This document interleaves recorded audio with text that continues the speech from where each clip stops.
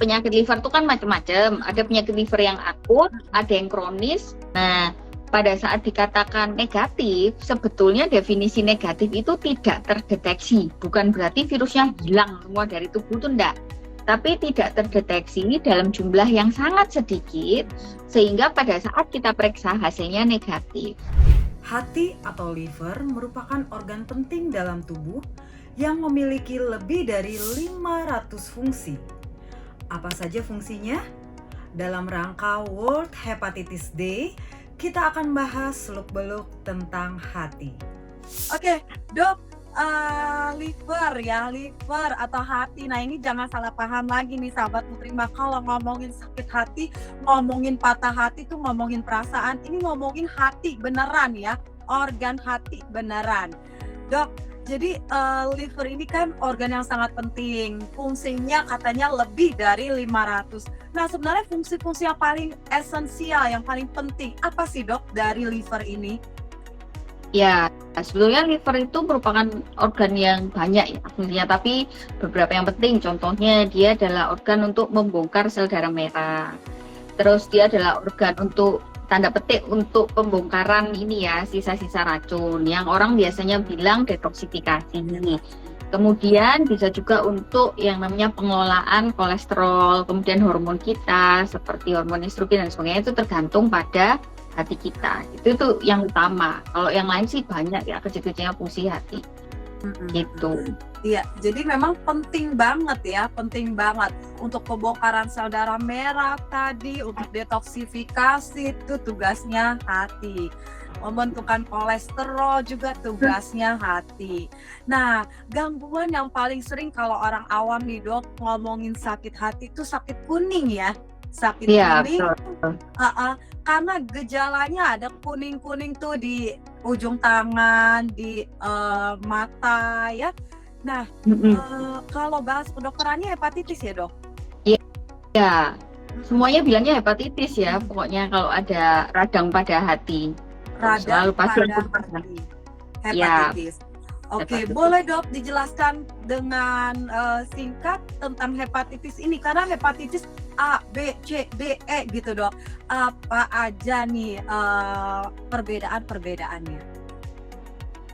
Jadi hepatitis itu A, B, C, D, E itu nggak cuma sampai E ya sebetulnya ya, masih ada yang sampai F juga. Banyak sebetulnya tipe-tipe hepatitis itu. Hepatitis itu kan dari katanya hepar dan itis. Jadi radang pada liver, intinya seperti itu. Penyebabnya banyak. Satu bisa karena infeksi virus. Jadi yang tadi disebut A, B, C, D, E, F gitu ya. Terus yang kedua, misalnya bisa juga karena penggunaan obat-obatan. Nah, itu juga yang namanya hepatitis, meradang. Kemudian bisa juga karena autoimun. Ya, karena autoimun itu juga bisa terjadi hepatitis. Bisa juga terjadi karena ini ya, namanya pelemakan hati yang berat, itu juga bisa terjadi hepatitis. Jadi hepatitis itu adalah semua yang mengakibatkan radang pada liver, apapun penyebabnya. Nah, yang tadi disebutkan sama Bu Erni tadi kan ada A, B, C, D, E gitu ya, bedanya itu apa? Kalau yang A itu adalah virus hepatitis yang penularannya melalui makanan. Jadi penyebabnya virus hepatitis A. Jadi A dan E itu penyebabnya makanan. Ya, karena saya Dok, ya, kalau namanya waktu itu pernah tuh di salah satu asrama atau apa tuh kena hepatitis. Nah, diteliti dari kantinnya, berarti itu A atau enggak E gitu ya Dok ya? Iya, betul, dari makanan biasanya ya, dari makanan dan minuman. Makanya kalau kita sharing makanan terus teman kita ada yang kena hepatitis, terus kita sendoknya jadi satu nih, kita bisa ketularan. Terus ada lagi yang B ya, B dan C, B, C, D. Yang B ini biasanya bisa bersamaan dengan yang D, gitu. Terus ada lagi yang C, yang B, C, D ini biasanya penularannya lewat jalur darah, ya, atau jarum suntik. Jadi nggak perlu khawatir kalau misalnya ada temen yang dia kena hepatitis B, terus kita megang kita akan ketularan, itu enggak, gitu. Tapi dia penularan darah. Betul, dari darah, misalnya orang yang transfusi darah, orang yang pakai obat-obatan ya, atau sharing needle, nah itu bisa ketularan, atau lewat hubungan suami istri itu juga bisa tertular. Tapi di luar itu nggak akan terus kita pegang pasien hepatitis B, kita ketularan tuh nggak perlu khawatir. Nah, kalau yang Itu ini, perbedaan. yang katanya orang yang suka tato gitu, itu bisa dari jarumnya gitu, bisa hepatitis B, C, D. Dari jarumnya, iya, yang suka tato tuh bisa hepatitis B, bisa C, bisa D, bisa A. Oke, jadi itu penting juga tadi masalah penggunaan alat makan ya, itu sharing-sharing itu bahaya berarti ya dok ya? Iya, nggak boleh sharing-sharing sebetulnya ya kita ya. Nggak boleh ya. Nah itu juga sempat ada viral juga tuh di Instagram tuh ya tentang sharing alat makan atau kadang namanya sama bestie gitu ya, kalau punya makanan satu makanan tuh dibagi-bagi gitu ya, atau minuman gitu, itu jangan loh sahabat Putri Masa, hati-hati loh. Oke, gejalanya nih dok, gejala hepatitis itu apa aja sih selain tadi ada kuning gitu? Ya, kalau hepatitis itu kan radang itis, gejalanya biasanya nyeri di perut kanan atas sesuai dengan posisinya liver ya. Kemudian bisa mual, kemudian nyeri perut secara general, muntah, kemudian kuning ya, badannya bisa kuning tergantung derajat daripada keradangan di hatinya. Buang air kecilnya juga bisa seperti teh gitu ya. Jadi gejalanya macam-macam. Kalau memang radangnya itu semakin berat, lama-lama dia bisa mengakibatkan hatinya tuh mengkeret gitu ya, mengecil. Itu namanya sebagai sirosis. Kalau seperti itu bisa terjadi yang namanya sampai keluhan muntah darah, warna hitam, buang air besarnya hitam, gitu. Perutnya buncit pada stadium yang sudah lanjut. Gitu. Oke. Nah ini untuk pemeriksaannya dok, kita sering dengar yang namanya SGOT, SGPT, atau bilirubin. Nah itu apa aja tuh dok spesifiknya gitu, maksudnya apakah memang untuk mendeteksi hepatitis harus cek itu atau gimana dok? Biasanya untuk hepatitis ini kan penyebabnya macam-macam ya, tapi kita biasanya konfirmasi dengan peningkatan fungsi liver, pemeriksaan SGOT dan SGPT. Nah, atau yang dikenal sebagai AST dan ALT ya. Dari situ kita bisa melihat seberapa sih peningkatan enzimnya gitu. Kalau misalnya contoh nih ya, meningkat sedikit, itu biasanya kita tidak akan memberikan terapi pada pasien hepatitis B. Tapi kalau misalnya dia meningkat ya, meningkatnya tuh banyak di atas 3 kali lipat, nah itu sudah pertimbangan untuk terapi. Contoh seperti itu. Kemudian bilirubin itu kapan kita periksakan ya? Kalau pasiennya datang dengan keluhan kuning gitu ya, misalnya badannya kuning, kita curiga nih, ini kayaknya kemungkinan bilirubinnya tinggi, kita harus lihat, kita lakukan pemeriksaan bilirubin. Tujuannya adalah untuk menentukan terapi pada pasien. Untuk SGOT, SGPT, bilirubin, dan biasanya kita lakukan pemeriksaan viral marker, jadi pemeriksaan virusnya ya, dilihat perlu nggak IgM anti HAV, kemudian untuk pemeriksaan HBsAg-nya untuk hepatitis B, karena dari hasil itu kita bisa menentukan. Contohnya gini, paling sering kan hepatitis A ya, paling sering hepatitis A. Oh ini pasiennya ternyata hepatitis A, berarti kalau hepatitis A dia bisa sembuh sendiri sebetulnya. Ya nantinya akan sembuh sendiri.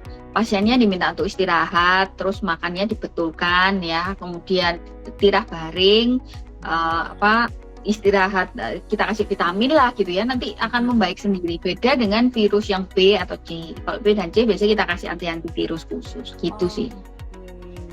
Iya. Jadi untuk pemeriksaan tadi SGPT atau SGOT itu spesifiknya yang mana dok? Apakah harus dua-duanya atau salah satu boleh dok? Mestinya sih keduanya ya parameternya ya. Jadi kalau untuk yang akut biasanya yang SGPT yang lebih dominan.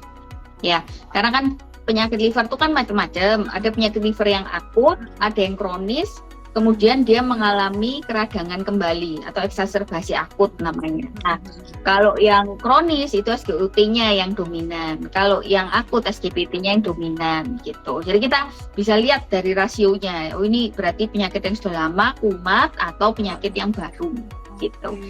Iya, makasih dok. Nah, berarti enzim ini harusnya ada di hati tapi ketika terjadi gangguan dia keluar berlebih ke darah, makanya kadarnya meningkat gitu dok. Ya, jadi buat marker aja sih, tapi Ya. sebetulnya dari klinis saja. Katakan kalau misalnya kita di daerah kan mungkin teman-teman yang di daerah kesulitan juga mau melakukan pemeriksaan seperti itu, sebetulnya dari klinis saja kelihatan. Melihat. Dari klinis misalnya dia kuning, ya kira-kira ya hepatitis lah gitu. Nanti kalau sudah tahu tipe virusnya, tentukan pengobatan berikutnya. Oke. Nah, ini yang hepatitis B nih dok. Kalau misalnya mau menikah, kan sering ada tuh pemeriksaan sebelum pernikahan, pemeriksaan kesehatan gitu ya, Ya. premarital gitu. Nah, itu kalau calon pasangannya kena hepatitis B dok, itu bakal menular nggak sih dok? Kan tadi bisa lewat hubungan suami istri. Ya, ya kalau ditanya bisa menular apa enggak, tergantung pasangannya ini punya kekebalan apa enggak ya. Kalau memang ternyata pasangannya punya kekebalan, ya tentunya lebih aman dibanding mereka yang tidak punya kekebalan gitu. Nah, kekebalan untuk hepatitis B sendiri, ini kan ada kekebalan yang dialami, ya alami. Jadi dia sudah dapat sebetulnya dari ibunya gitu, dari kecil, atau yang dipicu. Dipicu tuh misalnya kita kasih suntik. Nah, pada saat kita kasih suntik nih kekebalannya akan ada waktunya di mana kekebalan tubuh itu berkurang, habis. Ya kalau sudah habis kekebalannya terus menikah dengan orang lain yang ada hepatitis B, kemudian berhubungan ya bisa ketularan. Tapi kalau titer antibodinya masih tinggi, ya nggak masalah gitu. Jadi tergantung dari titer antibodi. Terus gimana kalau memang pasangan ada yang hepatitis B-nya positif?